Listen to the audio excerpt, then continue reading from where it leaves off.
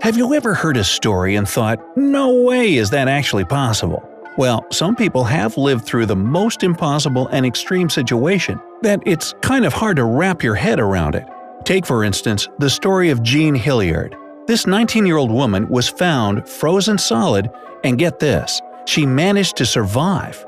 It all started when Hilliard lost control of her car while driving home late one night. The car wouldn't start after the accident, so she decided to walk to the closest person she knew, who lived about 2 miles away.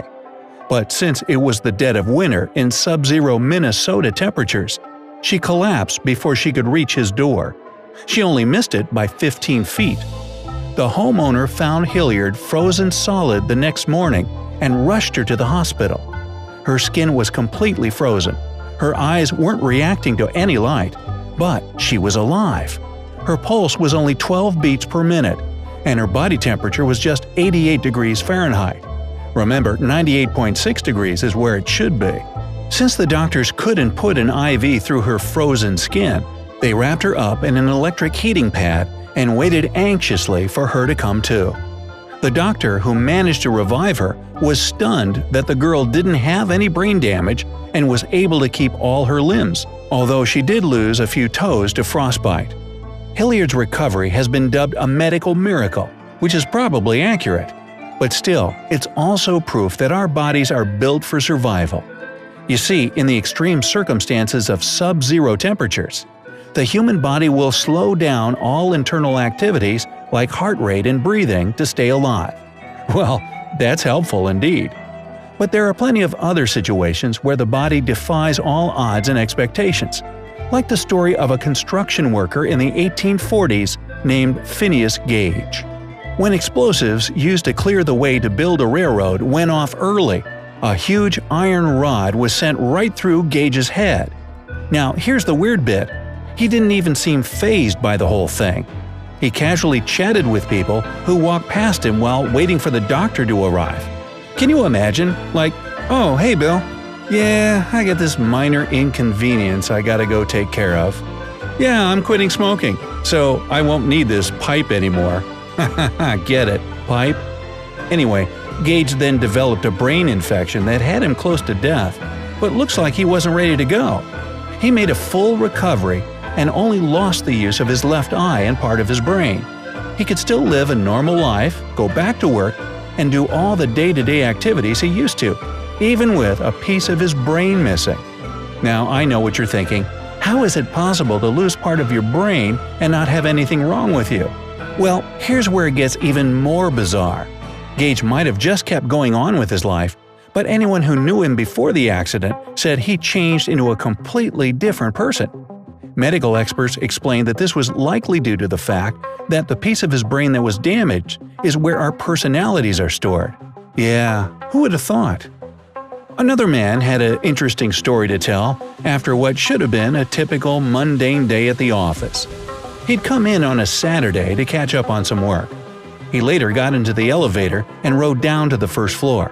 Again, nothing out of the ordinary.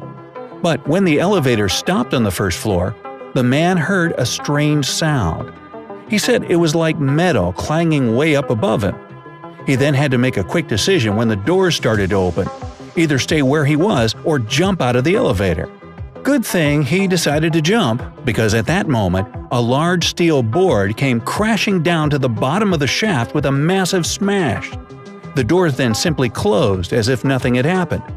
As for why this huge metal thing almost came crashing down on this poor guy, just pulling some overtime, well, that was because the maintenance crew that had been repairing the old elevator that week had forgotten to fasten a panel, which caused it to come loose.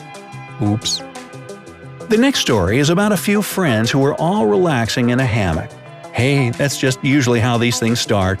A typical day with nothing out of the ordinary.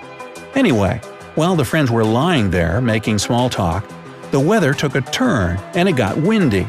They heard the branches crackling above and even joked about how crazy it'd be if one of them broke off and came crashing down on the hammock.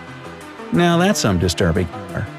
A little while later, the wind got worse and the branches started to move a lot. Well, they decided to call it a night and go inside. Only a few seconds after they went back in the house, a huge branch snapped and fell on the hammock in the exact spot where they would have been lying. Would they have lost their lives or just been seriously injured? It's hard to say, but luckily, they got out of there just in time to never find out the answer to that question. A man named Chris Gursky decided to do something new and adventurous while he was on vacation in Switzerland. Naturally, he thought hang gliding sounded like a great idea. He was excited for this adrenaline rush, and it was exactly that which probably ended up saving his life. You see, the pilot didn't strap Gursky properly to the glider. The man did fall, but he grabbed onto the pole and the pilot's shoulder just in time to catch himself. Gursky had to hold on for dear life with all of his strength for a whole 3 minutes before the pilot could attempt to land safely.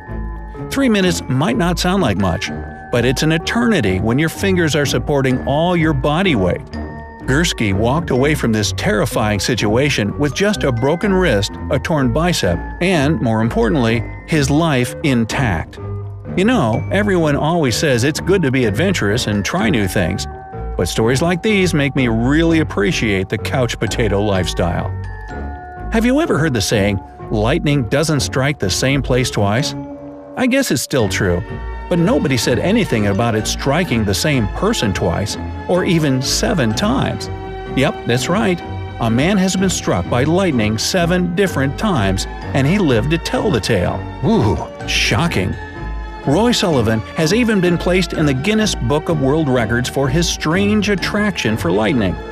Each time he was struck, he gained a different injury, from the most minor, like lost eyebrows, to severe burns. Talk about being in the wrong place at the wrong time 7 times. Maybe he shouldn't leave his house anymore.